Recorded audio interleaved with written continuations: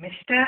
Chairman, ladies and gentlemen, I am indeed happy to associate myself with this conference of the officers which has been arranged to discuss and find out the ways and means in solving unemployment problem in our country. I understand that the last such conference was held 3 years ago. I would personally think that similar conferences should be held more often in order to draw up the schemes for providing employment opportunities to educated unemployed. The world of employment is a changing one and the trends in the employment situation change faster and faster.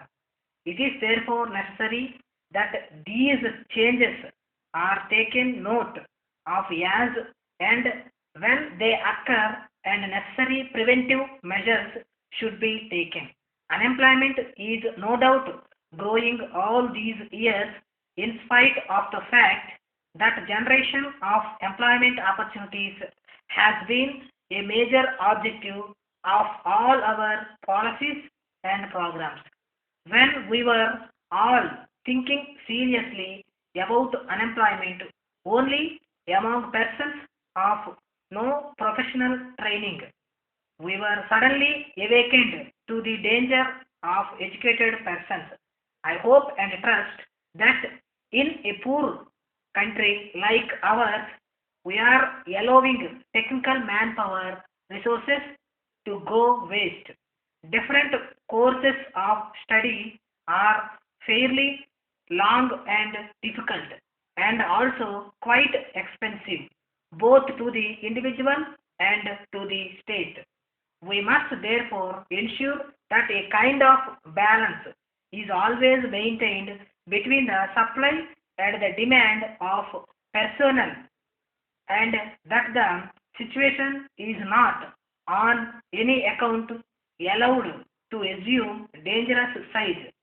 We should be able to recognize early the signs of situation with reference to any particular category or personnel and take effective measures to put down the same. This not only calls for long range policy of decisions but also coordination among the authorities in the spheres of planning, education, training, and employment. I would therefore think that the officers should meet more frequently in a conference like this so that they can discuss thoroughly the latest trends in the employment situation. In this context, I also stress the importance of the members maintaining close relation with the other development organizations which are dealing with education and training.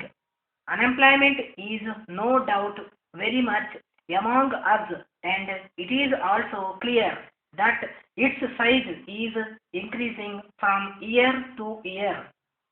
There is some real difficulty in adapting to the peculiar socio-economic activity obtaining in this country. The problem in this country is, I think, more of unemployment.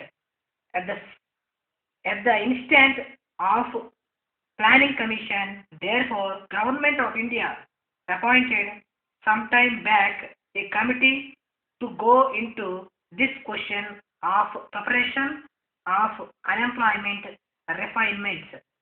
I suggest that this conference may examine these recommendations so far as they relate to the schemes which you are going to draw and explore the possibilities of improving the quality of their reports. Education has been expanding at a faster rate than the economy.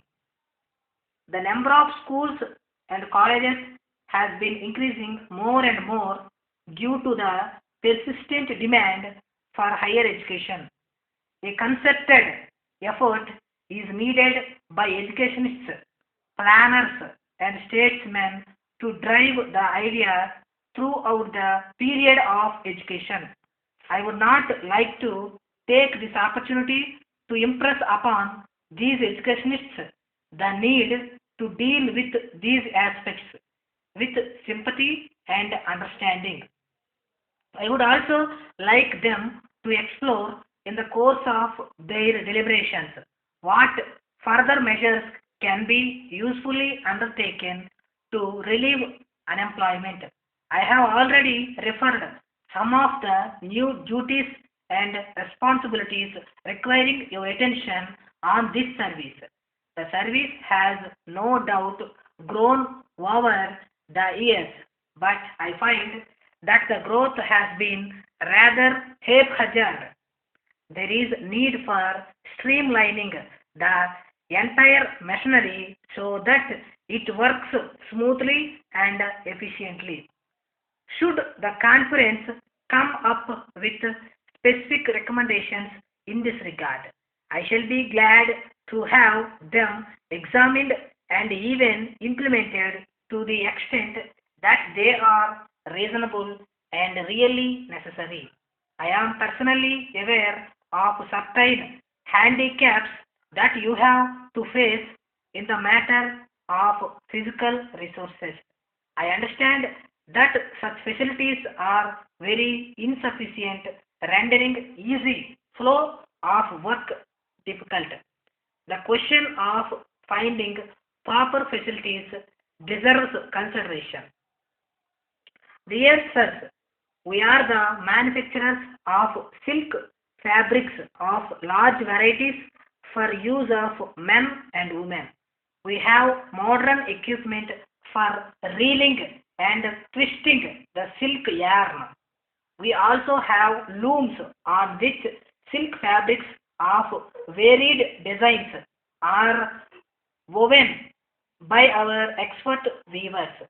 The bulk of our production is being sold in foreign markets and we are finding it difficult to fulfill the demands from abroad to our quality products. Now we have introduced a large number of power looms, which would result in greater production of silk fabrics for sale. We desire to release 50% of our production for home markets as there is great demand for them, and that too limiting the supply to the southern states only.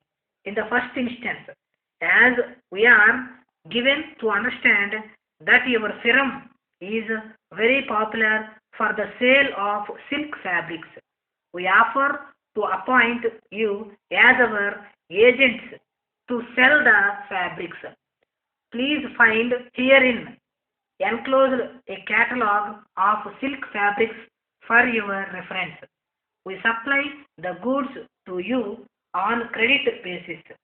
The value of the consignment may be paid within 6 months from the date of delivery or earlier as it suits your convenience. We also allow 10% commission on the goods supplied to you, and this amount may be deducted while making remittance of the amounts to us. The silk pieces we manufacture are of very attractive and of fast colors, and in case you receive complaints from your customers, you are at liberty to take back the particular piece and return it to us to check up the cause for complaint and improvise on it. If you are agreeable, kindly intimate your present requirement so that we can make arrangements for the supply of goods. Yours faithfully.